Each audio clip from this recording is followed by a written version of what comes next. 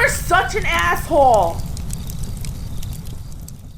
How you kids doing? Very interesting question. To show you we are not bigoted or sexist here at Asshole Consulting. This is from a woman, and you pay, I'm going to help you out no matter what.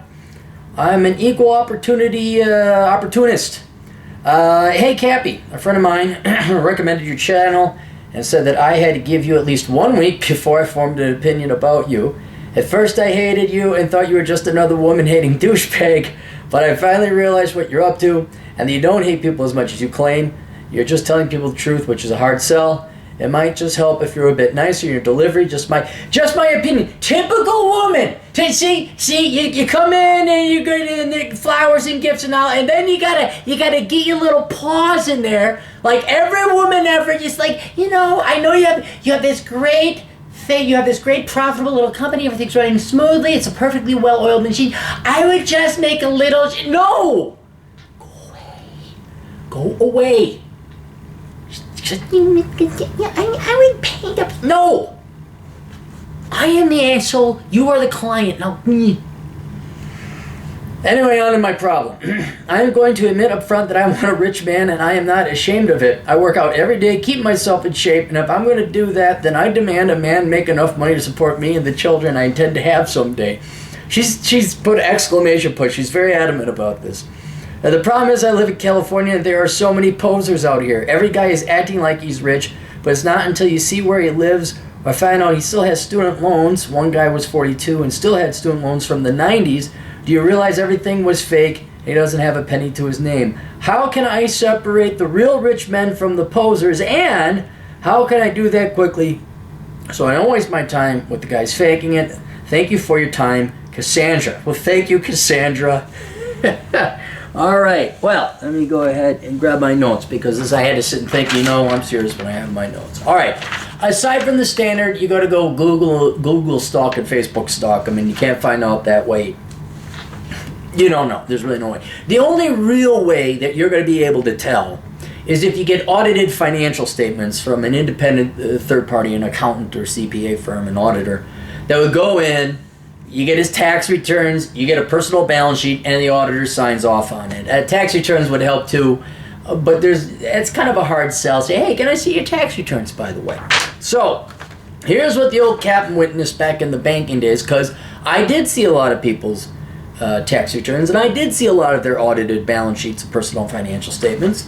And here's a couple things that I did notice, and other things that I came up just thinking about it on my own. All right, first thing, this is a real good way to tell if the guy has money, is where does he bank? Okay, not to bore you with the world of the financial markets or the financial world, there are entities called private banks. And large companies like Wells Fargo and U.S. Bank and Bank of America have private banking divisions. But then there are also small niche banks that are private banks. And private banks are, you could go up there, it's not like you can't walk into them. But you have to have a minimum net worth, a minimum amount of cash to deal with them. Sometimes it's $1 million, sometimes even more than $1 million. And if they're, you say, kind of fit in a conversation like, I got to go to an ATM or something like that. And you go to the ATM, even though you don't have to. You say, where do you bank? And then if he, pay attention to the name, because if he says, Wells Fargo, well, that's not going to really tell you anything. To say, you do the commercial. And I hate to bore you with the details. We say, is that a commercial bank or are you in the private banking? Kind of almost fake like you have a private bank. Is it private bank division or is it a commercial, regular bank? But the most of the private banks out there are smaller name banks that you wouldn't know or have any dealing with. So if they say, the Jones Bank, well, tuck that away in your head and then look it up later. And then you'll say, it's Jones Private Banking. That's a real good sign. That's a real good sign. If they say, I bank at the credit union, or I bank at the little small mom and pa community bank, no. That doesn't mean they're not rich, but I worked at community banks, I worked at credit unions, and the big rich guys never came there. There was only two, one was rich, one was well off. People that I ever saw working in my entire banking career while working in small community banks. One was a dentist and the other was a shoe store owner. And I had no idea why they were banking with us. No idea. So if they're at some piddly community bank or credit union, they very, very statistically likely don't have money. Big, large bank, hard to tell. You got to suss it out of them if they're in the private banking division. Or if they're at a private bank and it's like, oh yeah, it's the Winthrop Bank, and like you look it up and they're all wherever it is in California you are, that's very fancy. All right. Another thing, too. Does he complain about taxes or brag about taxes? Right? People who make lots of money pay lots in taxes. Rich people hate taxes because they pay about 50. And if you're in California, it's damn near 55%. So, if people are rich, and maybe bring in taxes and well, he's paying them. He's definitely paying them. Whereas the posers, and this is what I ran into all the time in banking, is like, oh, I don't pay taxes. I have write-offs. Well, write-offs mean expenses, which means, no, you're not making no freaking money. I understand there's a little bit of leeway where you can write off sometimes food as a business expense. You can't do entertainment no more, according to the thing signed by Trump. But people who don't make money don't pay taxes. And if they're doing the borrow or act like you're a millionaire, but you only make $10,000, well, you're not paying a lot in taxes. So that's something to tell, like, if they brag about their taxes, how they don't pay anything in taxes, well, they're not making no money. And if they are paying taxes on a lot of money, they're going to be pissed and they'll let you know about it. So that's another. And that's an opportunity for you to show your non-leftist credentials and that you would make a good Republican libertarian, simply not rank, betraying, stab your husband in the back wife to jack up his taxes. You say, you know what, you're right. I think that men should be the center of society again, as the head of the household, and the family unit should be the center of society and not government checks. And then you will woo him. Okay, another one. Pretty simple. You can suss this out. Are the cars leased or owned? I think I saw, once again, maybe two people that actually owned their Mercedes and their BMWs. Owned it cash, no bank loan, no lease. You gotta say, and keep in mind, there's lease. And they say, do you own this car? They'll say, yes, I do. What you then have to further find out, there's three potential scenarios, is there a loan on the car? Because, again, only 1 or 2% of those Mercedes and the Beamers and the fancy cars out there are actually owned cash outright by their, quote, owners. The rest of them are leased or owned by the bank. So if it's leased, ain't got no money. If it's a bank loan, and it's not that thing, here's another way to tell. Okay, what does a reasonably good import Mercedes Beamer go for? Like 50, 60 grand? All right, and he's got a bank loan on that? Hey, look, 50, 60 grand ain't anything to sneeze at, I understand. But if you're really rich, you'd just pay cash. You wouldn't borrow money for that.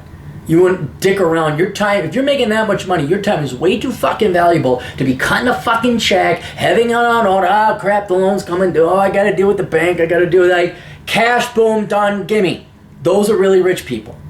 So if there's a loan on it or it's leased, you don't want to say, do you own it? Because that he could still have a loan on it. You say, well, you got a loan on this? Or you lease or you got a loan on it? That's like, don't even give him the option to pay cash. Because that way he'll say, oh, no, I bought it cash. I mean, he could be lying. When you say, oh, you believe, another way you could do it. You believe in leasing or owning a depreciating asset. Then you mask your true intentions. You present it as more of a philosophical financial question. You believe in leasing or owning depreciable assets. And then you got him. And then he'd be like, oh, well, I believe in leasing, you see, because the cost of capital, I can invest that money in my real estate flipping business in SoCal with fucking Eminem or what I don't know. Flavor Flav, who's the guy? Vanilla Ice. Oh, that guy. I don't hate him. He's actually making money. He's got hustle. But that's another way to tell where they got money. Does he have more than one mortgage on his house? This is assuming he owns a house. This is assuming he has property. It's all right to have a mortgage on the house. Sometimes people don't pay it right. I mean, if he says, no, I paid it off 3 years ago. Okay, well, there you go. And if you have a mortgage on a house, a lot of guys, oh, I like the tax deduction. Although, again, with Trump's signing that new tax law, it's, what is it, above $1 million? No, $750,000. You don't get the deduction no more. But if they have more than one mortgage on the house, they're not rich. Rich people don't get second, third, or fourth mortgages on their properties. Right? That's what douchebag poser assholes like you've been dating did in 2005, and since forever, since California went douchebag. So that's another thing. Boats are bad. Boats are bad. Now, if he owns a yacht and he has, servants, okay, yeah, probably, But if he's got a boat and it's got problems, like the price always breaking down, he doesn't have it in a marina, it's in storage. Those are other things where it's like, wintertime it should be in storage, obviously. That's another thing is you rent boats. Smart guys rent boats. Smart correlates with intelligent. Now, again, if they're a yachtsman and they have staff, it'll be pretty clear whether or not they own it or not. But again, you kind of like, oh, do you believe in buying or leasing a depreciable asset, which a boat is? And then, he'll tip his hand that way. But I don't like boats in general unless it's big. Like, you're like, oh, yeah, you kind of own this, don't you? Because you have wait staff. It's like, now this is only assuming he was married and or had kids in the past. Does he complain about the expense of child support or alimony? He might complain that he has to pay it, like, that bitch got me. I love my kids, I don't get to see them. I mean, there's standard complaining that comes with paying a court-ordered payment. But does he complain about the amount? Oh, man, they're jacking up. If they're complaining about jacking up child support or jacking up alimony or the amount in general, then, what is he... Really? Do you really have that much money then? Like, especially if it's like, oh, they bumped it up $100 a month, and then they're complaining about that. $100 a month in increased expenses shouldn't faze a truly rich man. So, again, that's assuming he has kids and was in a marriage before. Or in California, just have kids, because why get married? Those government checks just pay for everything. All right, here's a good one if they run a business. This is a real good one, all right? And this is Dude Bro 101, all right? Business. Does he mention how much his company makes in sales or how much his company makes in profits? And that is a big difference, all right? Sales, aka revenue, is just all the money you took in. You don't get to keep that. You got to pay your employees, you got to pay for cost of goods sold, inventory, you got to pay for administrative expenses, you got to pay electric bills, you got to pay insurances. There's a whole potpourri of expenses that come out of sales. At the end, when you subtract out all the expenses, what's left is your profit, and that's the only thing that matters. So it always happened. We did $500 million in business. Yeah, well, what were your losses, asshole? Back in the housing mode, it wasn't so much how much they did in housing sales or construction and development, although they'd been, we did $20 million. They'd say, we did 40 units. And like, oh really? At a loss of $25,000 per unit? So if you have a poser, and this is where you run it, especially these businessmen, and this is where it gets tricky and a little bit gray and murky, is they will own a business. You can look it up at the California Secretary of State. You can look up their LLC. They will be registered. That doesn't mean the company is profitable. That doesn't mean he's rich. All right? So you got to ask him, well, what does it make in profits? Say, well, what are your sales? If you don't mind me, well, what are your profits? It wouldn't hurt you either. I don't know, maybe you are an accountant, but it wouldn't hurt you to go learn what an income statement looks like. For your own personal sake, personal financial management, taxes, stuff like that. But it would definitely, if you can navigate your way around an income statement, it doesn't take that long, but you could do it in 30 minutes, take a tutorial on it. You'd be able to speak competently and say, oh, what's your cost of goods sold? That's interesting. Oh, yeah, I'm thinking about getting into accounting, So what are your profits? Is that before or after taxes? What's your gross margin? What's your net margin? It's like, that's a profitable product you got there. All you care about is the bottom line. And then here's the point in time that they did back when I was in bank. I was like, well, he takes all those expenses, so he eliminates his tax liability. That means he ain't making money. He ain't making no money. Okay. Another one, the profession will kind of tell you right. If he's a surgeon, obviously. If he's you could look up salaries, if he's an airline pilot, obviously, and has 10 years underneath him, he's pushing 100, 120. So if they're professionals it's obvious that you can look at dentists, CPAs, stuff like that. but it gets a little bit more it's not an obvious profession like surgeon. Then you got to kind of go like, okay, what's your degree? You know, I run a business. Well, what's your degree? Engineering? Well, you might have actually made the product, and you might actually be a Steve Jobsy type of guy. You might actually have profit. You got an MBA? Sorry, Dubro alert. California, back in the aughts, frosted blonde tip hair, Dubro alert. They don't have the money if they got an MBA. Especially if they brag about the, got an MBA. I mean, you can almost just dismiss them on the way they act. I just remember, I went to this wedding one time. Oh my God. They wore here's another way to tell they ain't got money. They wear sunglasses indoors. There's a hint. There's a big freaking hint. You're wearing sunglasses indoors at night. But getting back to the degree, there's a correlation between STEM, engineering, computer engineering, software developer, petroleum, blah, blah, blah. You know the routine. MBAs, it's not that they can't make money, and it's not that there aren't good salesmen out there that don't make good money either. But if they, like, I want to have a business, I'm going to start it up, I'm into drop shipping, multimedia, I'm like, but you're going to run, the dentist, the guy the other guy that was rich was a dentist. Not sexy, not exciting, but they pay the bills. And then finally, this is unfair, but you wanted it to be efficient and expeditious. Dude, I wouldn't even be bothering with anyone under 40, especially in California. I mean, I got $1 million house. That doesn't mean anything anymore in California. That means, you're middle income? Oh, you work as a mid-rank employee, lower-ranked employee at Google too? Oh, how interesting. I don't know. It sounds like you're more Southern California, not mid-California. Hairy armpit California. It may just be wise policy to set your dating app or whatever to 40 and up. It's not to say that you can't find a really rich 30-year-old. It's not. It's not to say that there's a rich 25-year-old or the future Bill Gates or there's, 39, 30, okay, fine. But yeah, if you're definitely under 30, no. The amount of these guys, and you ran into them. I should have probably asked you your age, but I guess as a young, pretty girl, and you're staying in shape, you can have your command or whatever you want.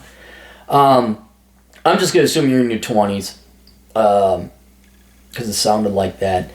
Your age range is full of either soy boys or faking and posers, which you're finding out. And if you're tired of wasting your time, and I can appreciate that, and it's rarer, I understand, as the older us guys get, we get uglier. I mean, I used to be a pretty man at one time. Now I'm a hideous creature of ugliness and age. But there are some guys, especially down there in Southern California, they stay in shape, the surfing community, stuff like that. You should be able to find yourself a slightly older gentleman, maybe 35 and older. Just look a little bit older, because those are the guys that make the money. And the Dubros can't keep it up. That's one thing I found out with the Dubros is they can't keep it up because their wallets can't handle it. Because I'd love to go into details. We don't have the time about this wedding I went to of these 33, 34-year-old Dubro douchebags. And they all had Beamers and they all had Escort like they rented. And I'm like, you're from fucking Mankato. Shut the fuck up. You're not from fucking SoCal. Jesus Christ. And take your fucking glasses off. It's 10 p.m. I would just not only discriminate, bad as that may sound, against younger men. They'll tell. Look, if they want to go partying at nightclubs and get bottles served, rich guys don't do that shit. Rich guys want to sit and chill and relax. They want to maybe go get a nice bottle of wine or a scotch. Oh, I don't know. I'm terribly sorry. I apologize. I don't know how I missed this one. I'm terribly sorry. Cigar lounges. You don't find young fake posers at cigar lounges. You know what you find at cigar lounges? Rich, older, admittedly, dudes who are very successful. I tell a lot of... not a lot of the handful, which has been more than 2 or 3.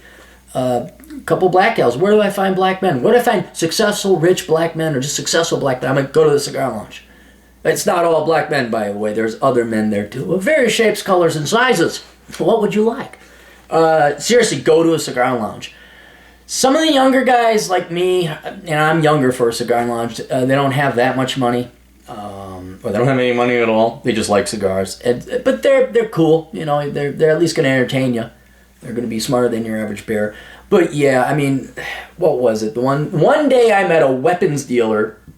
This high level lawyer. I was able to look him up. I'm like, oh yeah, you're with that law firm.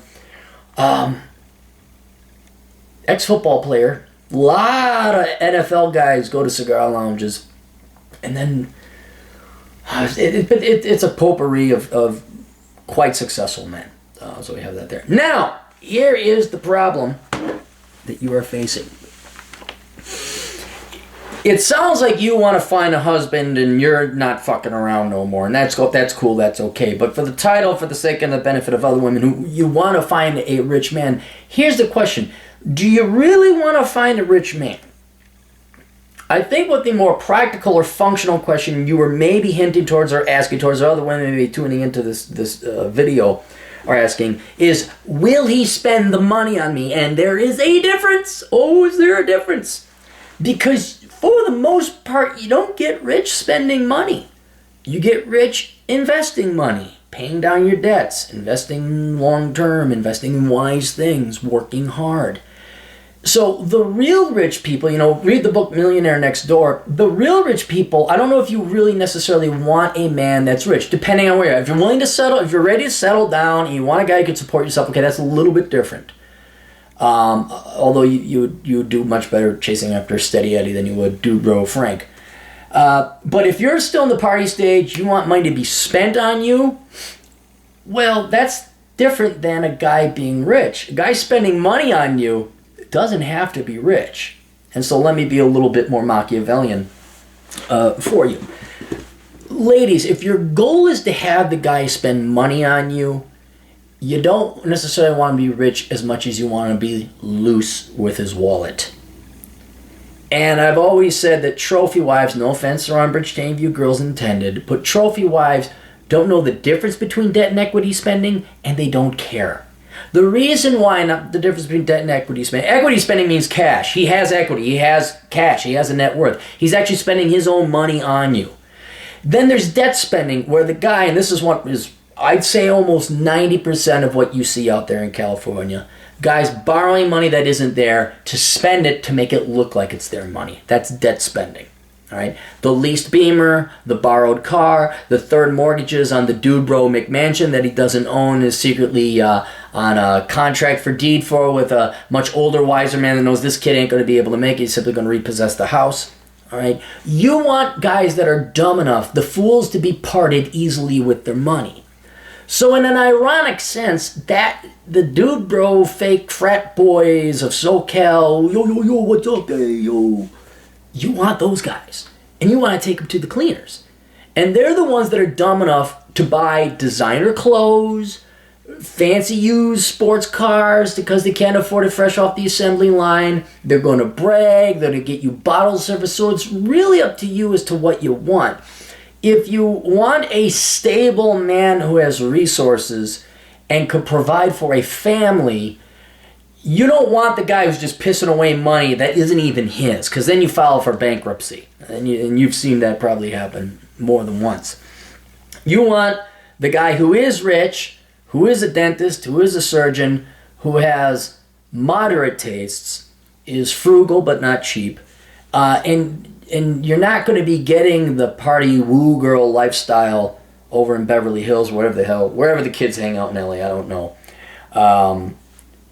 You're not going to get that lifestyle, but you will have a man that will make it so you don't have to work. You can raise the kids. You can have a stable nuclear family, and you can enjoy your life having loving children and sit-down dinners and well-anchored children. I just want to do that in California.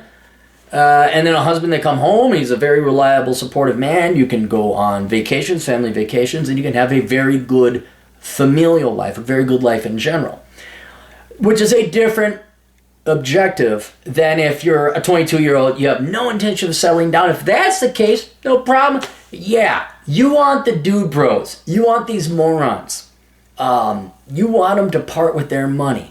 Now, if you could get a billionaire, sure, pull off who was the Playboy Playmate that married the 89-year-old and he died? And then she committed suicide. She was the blonde with the big boobs. Not that that narrows it down. What was her name? Anna Nicole Smith. Anna Nicole Smith. She married the 89. If you can pull that off, go do it. Go do it. And it doesn't matter whether the guy has a private bank account, whether he actually has the money or not. All that matters is whether he is racking up credit card debt, putting a third mortgage on his house, and borrowing money he can't afford to pay off or to pay for your shit. Right?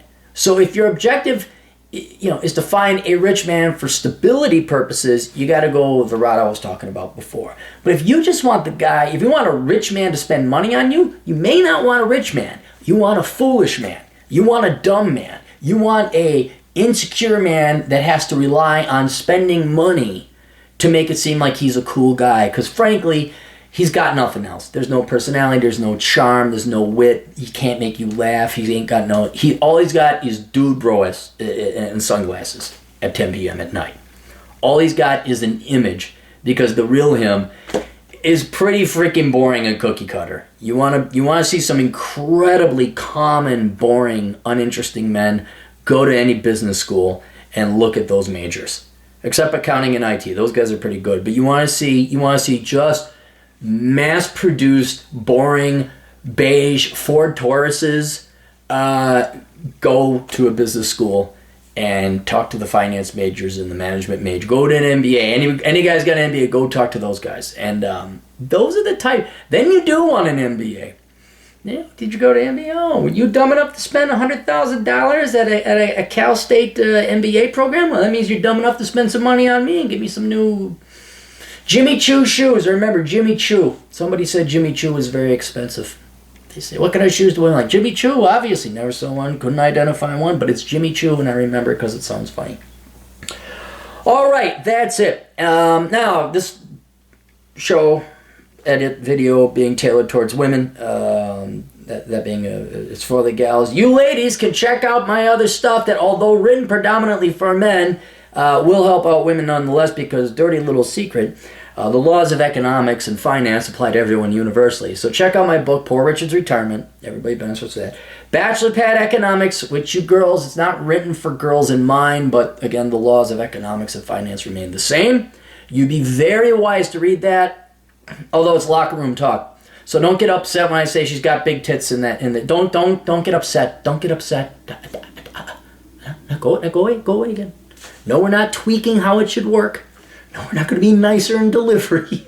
And then what else? Check out the Older Brother podcast. Got that at olderbrother.com, AsselConsulting.com. My books are on Amazon.com. Patreon.com/Aaron Click. Matter of fact, just go to the comments, go to the video description below, and I'll put all my links there. So, all right, best of luck to you girls out there. Toodles.